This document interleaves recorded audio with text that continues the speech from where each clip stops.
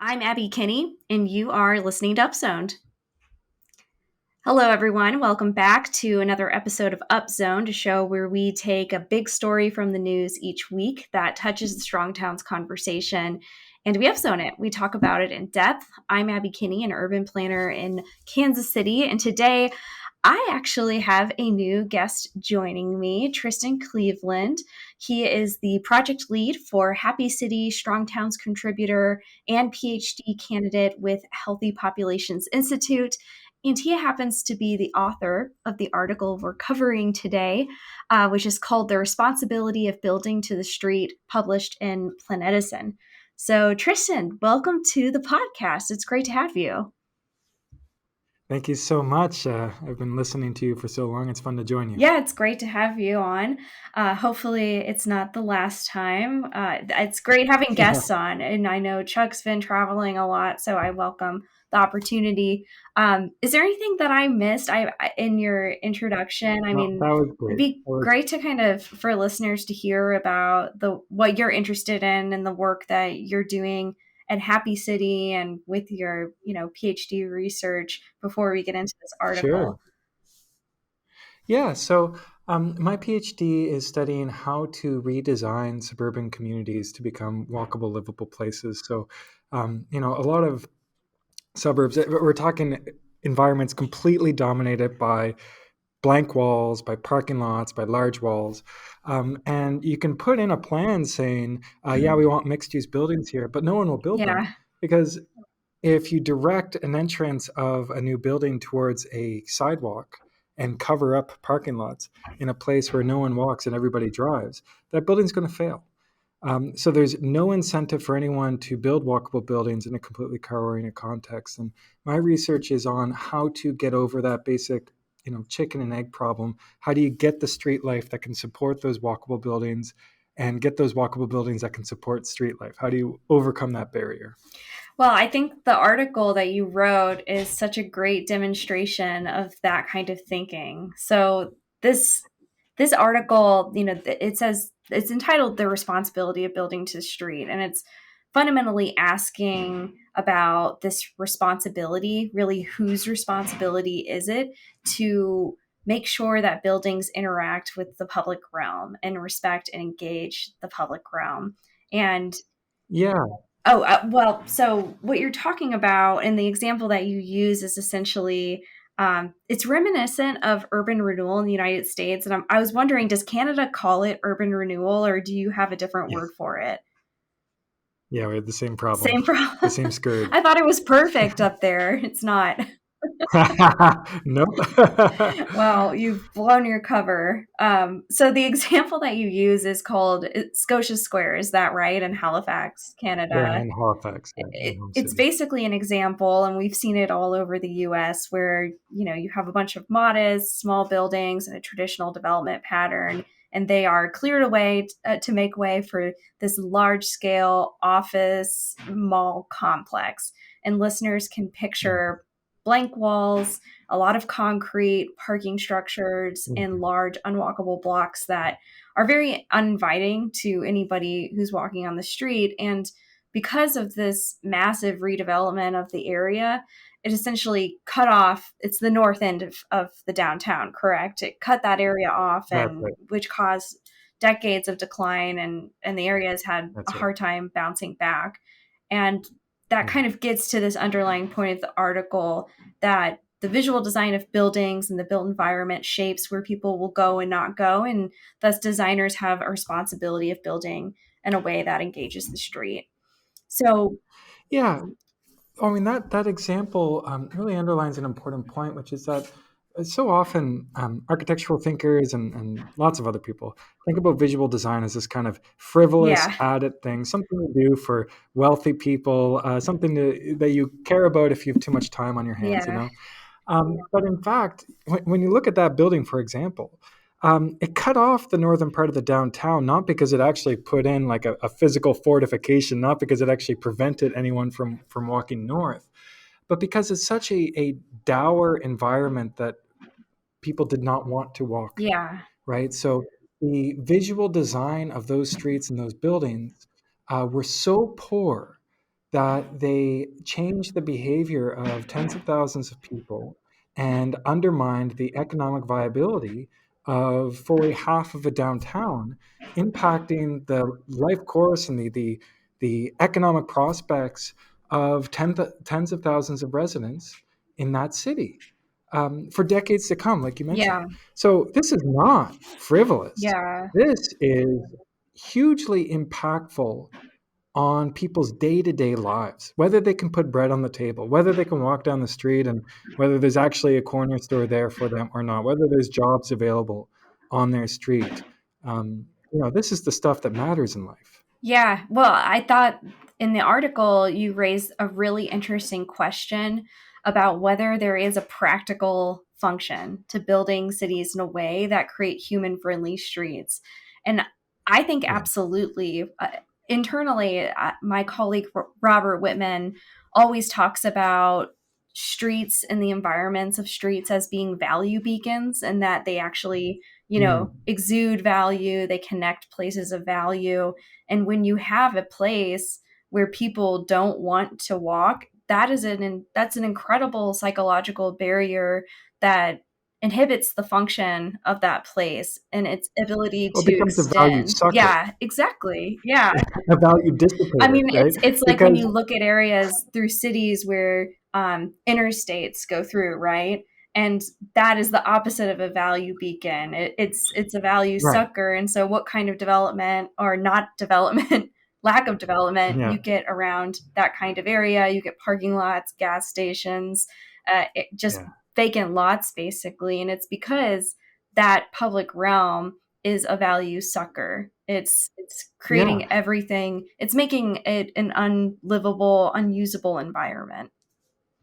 That's right. An unlivable, unusable environment for humans, Yes. right? Because at the end of the day, the thing that decides whether a street is valuable or not is whether humans want to spend time there, whether they want to do business there, whether they want to eat lunch there, or whether they avoid the place and want nothing to do with Yeah. it, whether they want to buy a home there. All of these things depend ultimately on whether you create a public realm, streets, where people are willing to spend time. So I say in the article that the responsibility of the building to the street is very simply to create streets where people want to be. And this is really central to the Strong Town message, because Strong Towns is all about creating streets that build wealth. And if you want to build wealth, the first most fundamental thing is to attract human beings, to create an environment where they want to do business, where they're comfortable doing business, where they're comfortable doing their daily tasks, and it's not a chore, not something they have to trudge through. And it's just vitally important that buildings are designed in a way that create those streets where people want to be. Because if they don't, if they line it with blank walls, it's really hard to save the street. You can put up some murals, you can put up some garden boxes, but at the end of the day, if you're surrounded by dour blank walls or parking lots, it's really hard to save it. Yeah. I think many of us can picture a place like that, and a place like you were describing, Scotia Square in your article. In Kansas City, I Yeah. was thinking exactly of Crown Center, which is a huge, Mm, multi-block mall office complex that has mm, really struggled over the past several decades. And I think part of that is its design, exactly. yeah. And it's really hard to support. It's not quite as bad as Scotia Square, but it's really not great as an environment for people walking. I do want to get to this discussion that you bring up about, I guess, whether design is frivolous and a matter of taste versus competence. So Mm, you can see yeah. that while design is not necessarily this objective, measurable thing, there is a level of competence that is related to designing buildings that design the street. What is your measurement or measurements of competent design in that regard?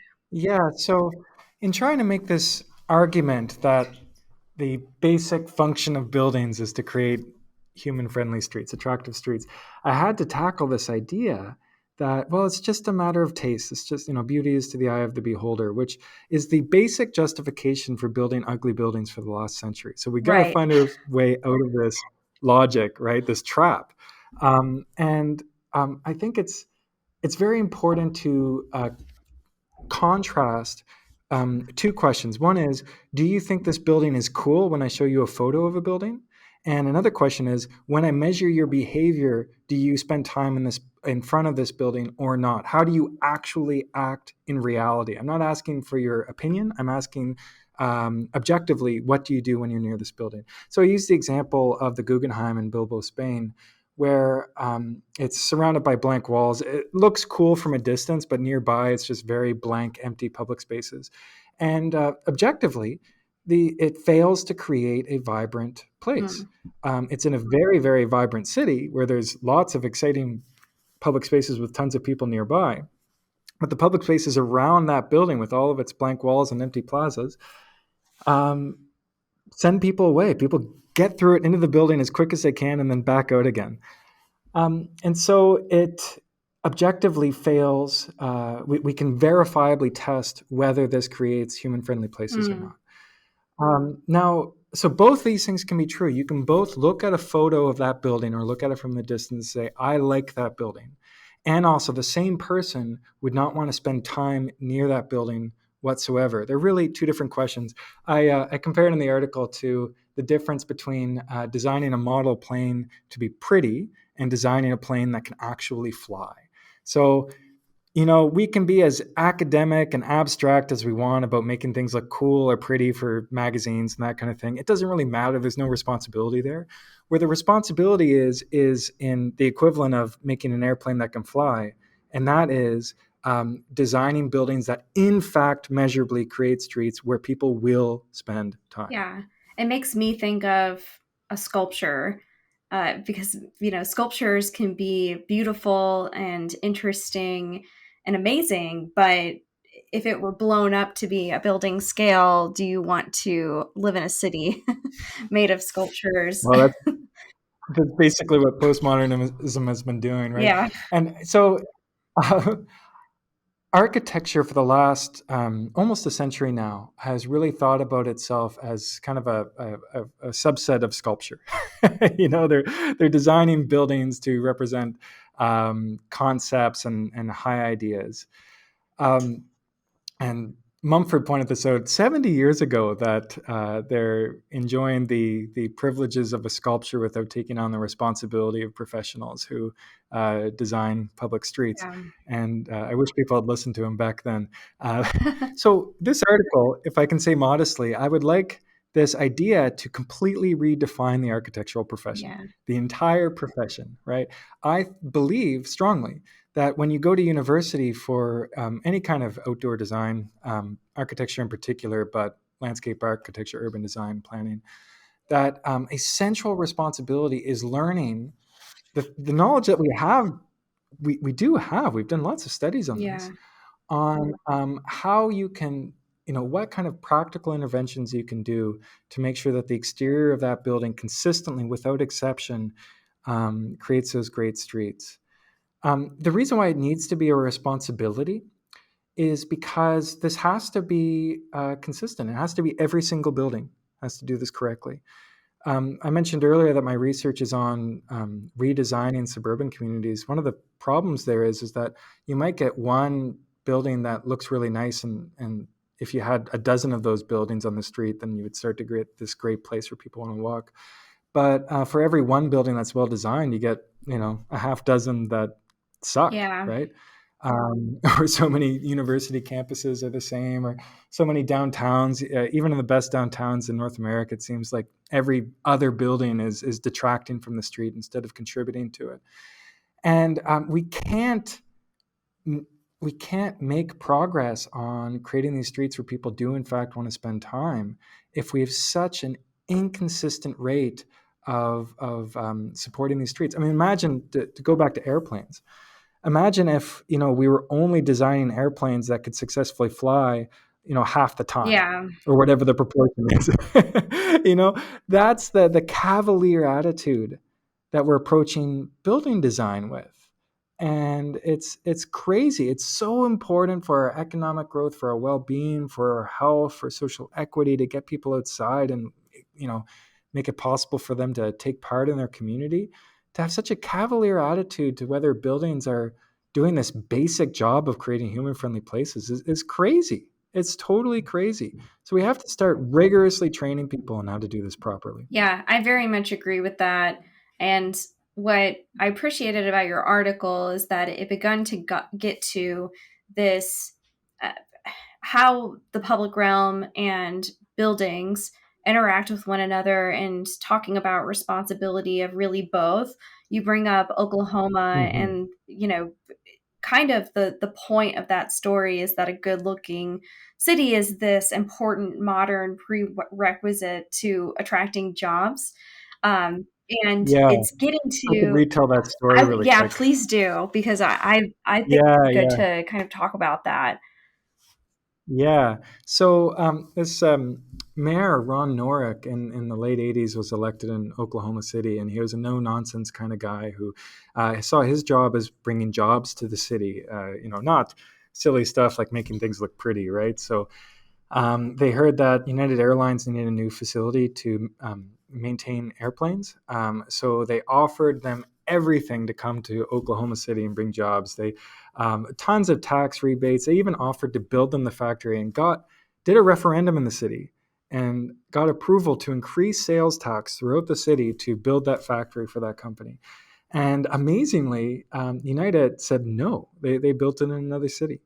And when the mayor asked them why, they were embarrassed to tell him at first. And finally, they admitted that they had sent two mid level employees to check out the city.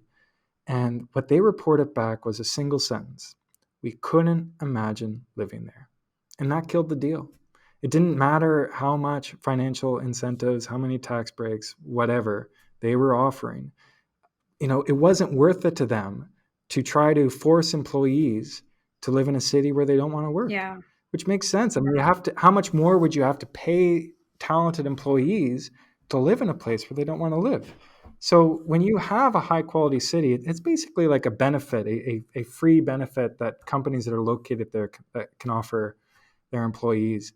And I mean, it's only become more true since then that the cities that tend to succeed are the cities that attract people because knowledge workers have better negotiating power and they increasingly want to live in cities with a high quality of life.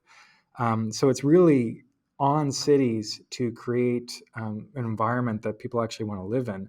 But I mean, this should be obvious, right? Like, what is a city? A city is a collection of human beings.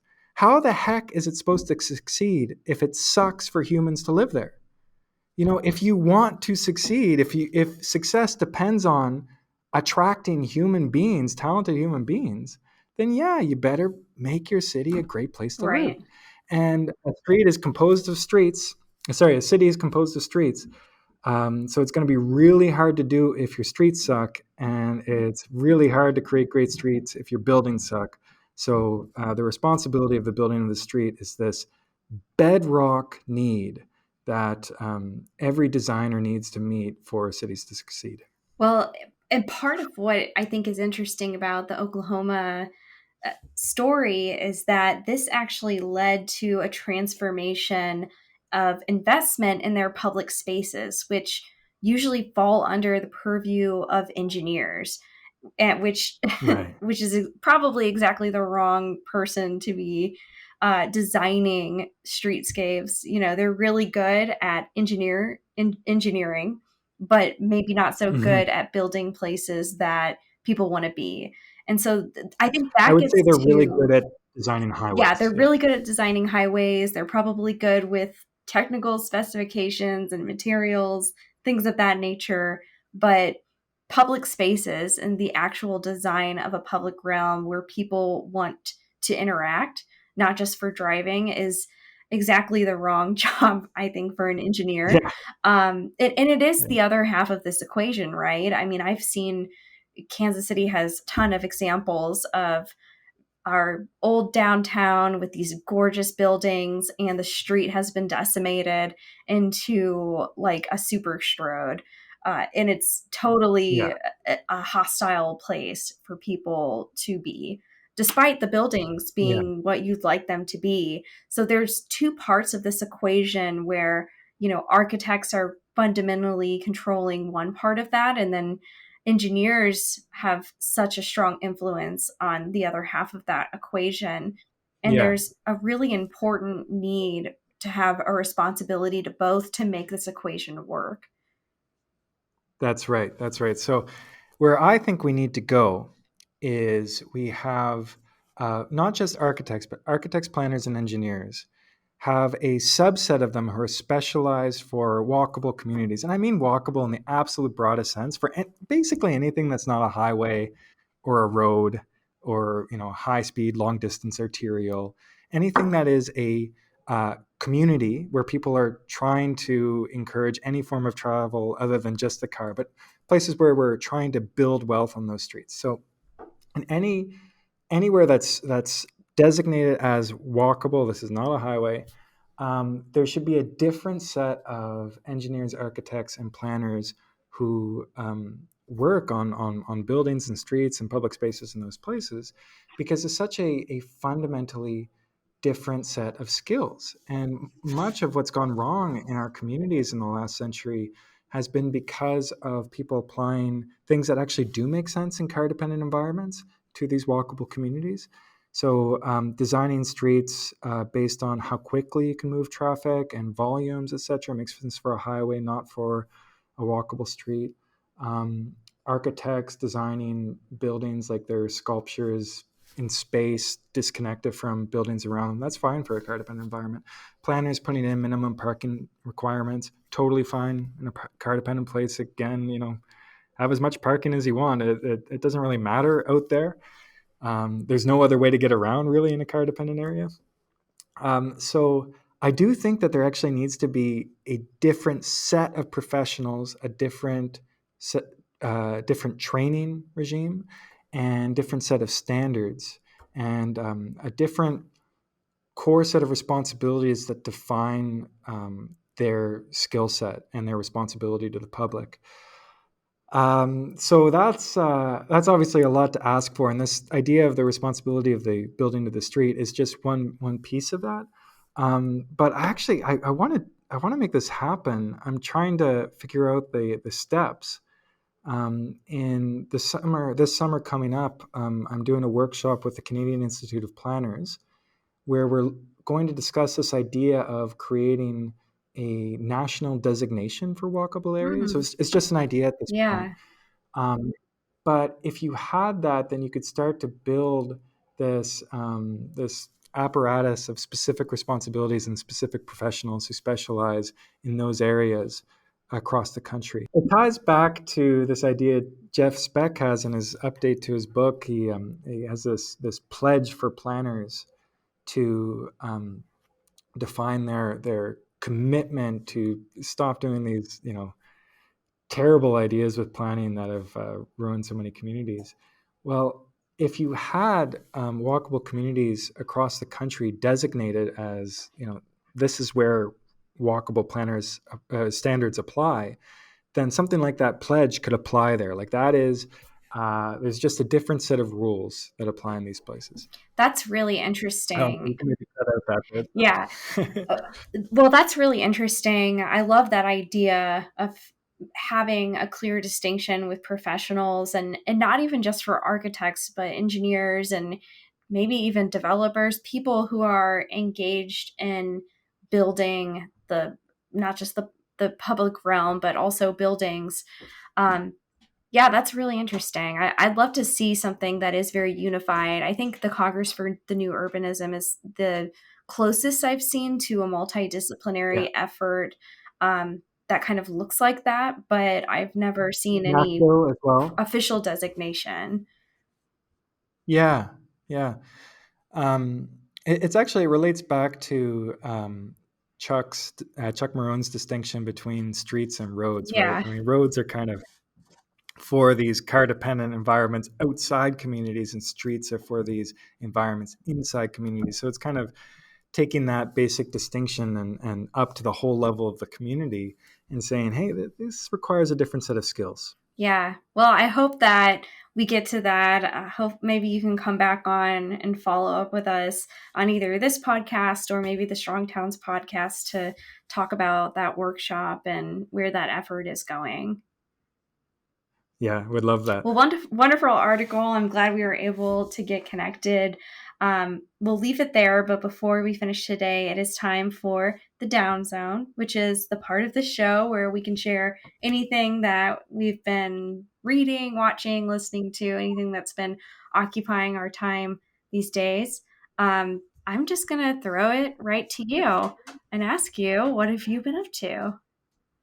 Well, I just pulled up my phone to check the name of this book I've been listening to. It's called Debt: the First 5,000 Years, and it's a really it's by David Graeber, and yeah, it's a fascinating book because it talks about how basically before the existence of modern markets, how human societies functioned, because he throws up this idea that before there was money, everyone got by with barter, that the alternative to money was barter. And he talks about how actually the people only ever bartered Mm, with strangers. And the way that people actually function inside communities or inside the first big cities, like Bronze Age cities like Egypt and early Greece, was through, uh, basically, I mean, he talks a lot about debt, like interpersonal debt to each other, the responsibilities to each other, mm, and uh, and how that all worked. I think it's this kind of thing is valuable for us urban planners to understand, uh, because in my mind, why it's nifty and why it matters is because um, before the existence of money, the cities had to function with these very, very strict hierarchical systems of organization. It was basically, it was kind of like a kind of communism, but like all of society was one big company that organized stuff top down.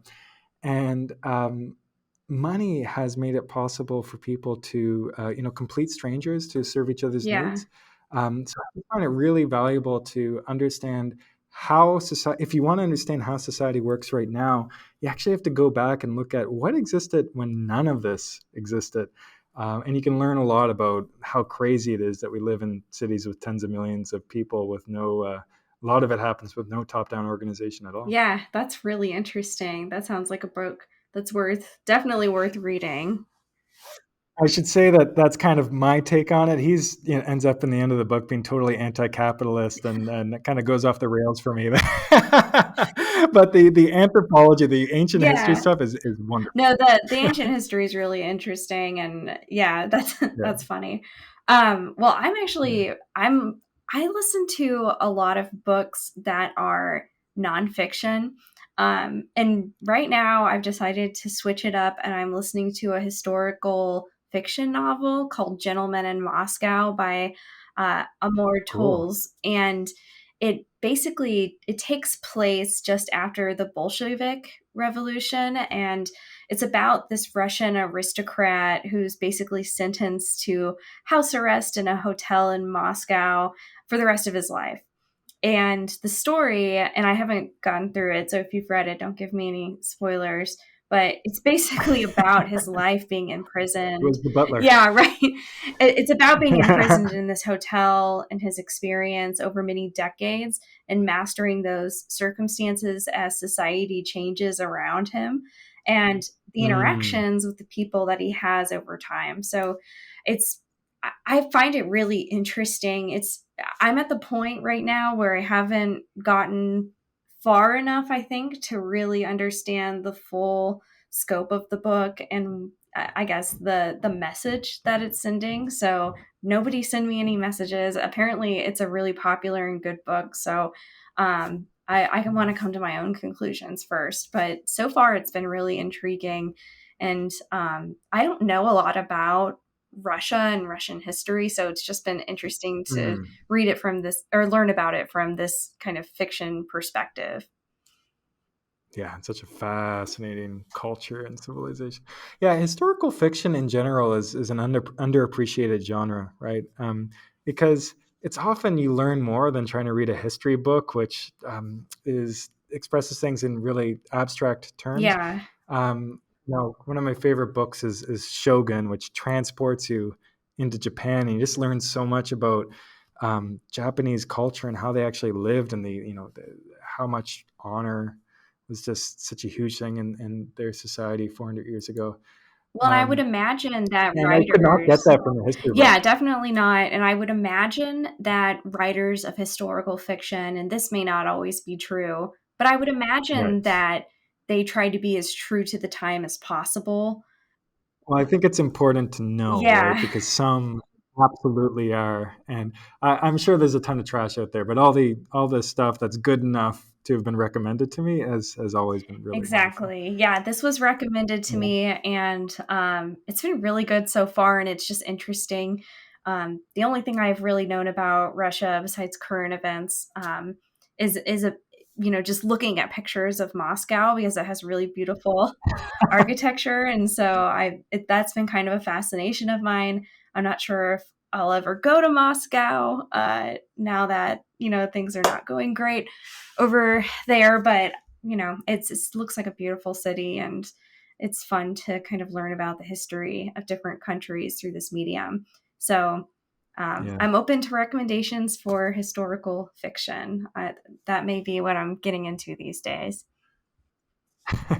My son speaks Russian, and I hope to be able to go to the land of his ancestors in a free, democratic Russia Yeah, in the near future. yeah.